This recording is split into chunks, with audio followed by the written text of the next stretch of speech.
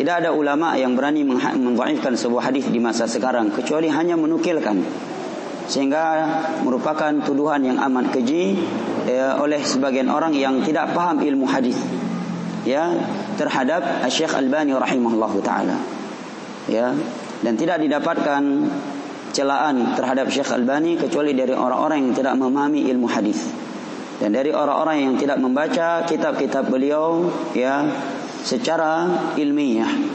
Ya, kalau kita membaca kitab beliau Silsilah As-Sahihah dan Silsilah Adh-Dhaifah, ensiklopedia hadis dhaif dan sahih, Sunan tahqiq beliau terhadap Sunan Tirmizi, Sunan Ibnu Majah, Sunan Abi Daud, ya, Sunan Nasa'i, Mu'jam At-Tabarani dan yang lain-lainnya akan kita dapatkan di sana. Ketika beliau menerangkan hadis ini dhaif, maka beliau sebutkan ya bahwa Imam Ahmad berkata demikian, Yahya bin Ma'in berkata demikian, Imam Syafi'i berkata demikian, Ali ibn al-Madini berkata demikian, Sa'id al-Qattan berkata demikian, ya Imam Malik berkata demikian tentang rawi-rawi tersebut.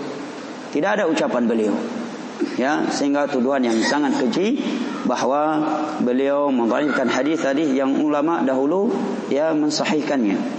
Nah, dan tidak ada yang mampu mendatangkan sebuah bukti bahwa Syekh Albani pernah mendhaifkan sebuah hadis tanpa menukilkan ucapan ulama yang hidup pada abad ya, kedua Hijriah, ketiga, keempat dan tahun-tahun yang dekat dari itu.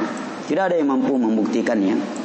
Nah, dan sebaik-baik jawaban dari Syekh Albani terhadap orang-orang yang menuduh beliau dengan berbagai tuduhan adalah karya-karya beliau.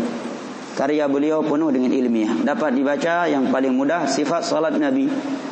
Hampir tidak ada ucapan beliau satupun dalam sebuah hukum.